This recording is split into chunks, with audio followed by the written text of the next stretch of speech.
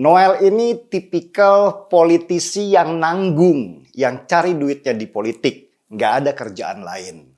Tapi apa yang dilakukan Noel itu seperti kentut, bising sejenak, bau sejenak, habis itu hilang dan dilupakan karena tertiup angin. Noel harus cari-cari cara lagi bagaimana supaya orang mau membicarakan dia.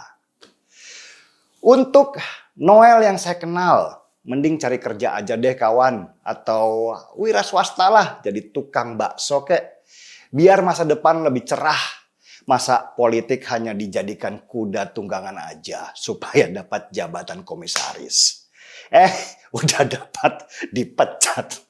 Kalau menurut gua dia mau bubar itu hak dia lah. Orang kita nggak ada di situ, ya kan?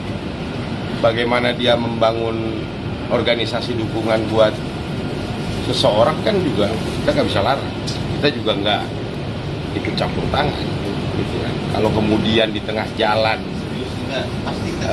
dia menarik dukungan, membubarkan organisasi yang mendukung orang tertentu, ya itu hak dia juga. Gitu. Berarti keimanannya goyah. Dan namanya iman, ya kan? Immanuel ini namanya dipertanyakan, namanya iman tapi keimanannya goyah di dalam mendukung seseorang gitu. Saya tuh suka ketawa kalau baca sepak terjangnya si Immanuel Ebenezer atau si Noel ini yang baru-baru ini heboh karena menarik dukungannya dari Ganjar Pranowo. Saya kenal sih sama si Noel ini, meski nggak kenal dekat ya, karena saya males aja deket-deket sama dia. Noel ini tipikal politisi yang nanggung, yang cari duitnya di politik, nggak ada kerjaan lain. Dan dia kelihatan sering memanipulasi situasi untuk kepentingan dirinya sendiri. Semisal, sebenarnya dari dulu saya tuh nggak ngerti Jokowi mania atau Joman yang dibentuk si Noel ini itu relawan apa. Sungguh, nama Joman nggak terkenal di kalangan para pendukung Jokowi. Hanya karena si Noel ini gaul, dia dikenal oleh banyak orang politik dengan konsep ya sekedar kenal aja gitu, tapi nggak pernah diajak masuk ke dalam tim utama pendukung Jokowi. Ya gimana bisa masuk? Si Noel ini nggak punya apa-apa yang bisa dia bawa ke lingkaran utama pendukung Jokowi selain jualan kecap doang. Dia menjual kemana-mana kalau dirinya adalah aktivis 98. Seperti begitu pentingnya arti itu. Padahal aktivis 98 dulu itu ada ribuan. Wong mahasiswa itu bergerak semua dari ujung ke ujung di Indonesia. Dan si Noel ini seperti butiran di tengah lautan aktivis 98. Dan kalau bicara aktivis 98, tuh lihat. Budiman Sujatmiko sama Adian Napitupulu. Mereka lebih terkenal dan gak norak kayak si Noel yang jualan aktivis 98 sebagai kebanggaan semu. Terus coba aja tanya ke dia, Joman atau Jokowi mania itu berapa anggotanya? Bisa dihitung jari dan gak signifikan sama sekali dalam mendukung kemenangan Jokowi. Apalagi kalau dibandingkan sama Projo atau Bara JP yang punya jaringan sampai ratusan ribu orang. Joman itu nggak ada apa-apanya. Makanya suka disenyumin aja sama organisasi relawan yang gede-gede itu. Cuman kelebihan si Noel itu, dia berhubungan baik sama wartawan sehingga dia membangun citranya lewat media-media online. Dan itu memang salah satu mainannya politikus. Dengan mengumpulkan wartawan, mereka kemudian berbicara satu atau dua hal supaya dikutip dan disebarkan oleh media online yang juga butuh rating supaya ada iklan. Dengan begitu seolah-olah terjadi kehebohan. Padahal sih biasa-biasa aja, gak terjadi apa-apa juga.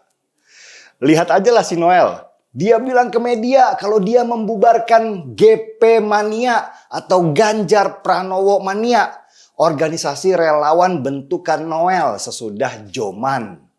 Ributnya di media, seolah-olah seluruh Indonesia harus memperhatikan apa yang dia lakukan.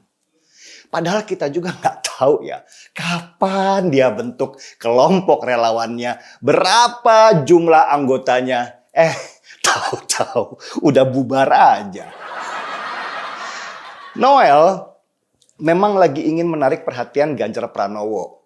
Dia berbicara di media seolah-olah dekat banget sama Ganjar. Padahal Ganjar Pranowo juga palingan nggak kenal Noel itu siapa. Palingan yang dia jual fotonya waktu sama Ganjar yang di crop waktu foto bareng-bareng saat kunjungan. Terus membangun framing kalau dirinya sangat dekat sama Ganjar. Bahwa perkataannya bisa mempengaruhi keputusan Ganjar. Bahwa pembubaran organisasinya bisa menggoyangkan dominasi Ganjar. Padahal sih cuma jadi bahan ketawaan. Saya aja bikin timeline kali ini bahas si Noel juga karena nggak ada bahasan lainnya. Ya udah mending ngeledekin dia aja. Noel itu caper banget. Mungkin karena secara ukuran organisasi relawan dan di kalangan politikus dia itu kecil banget ya. Bahkan nggak diperhitungan sama sekali. Makanya Noel sering bikin gerakan-gerakan di mana dia dibicarakan. Seperti bela Munarman, terus bubarkan relawan.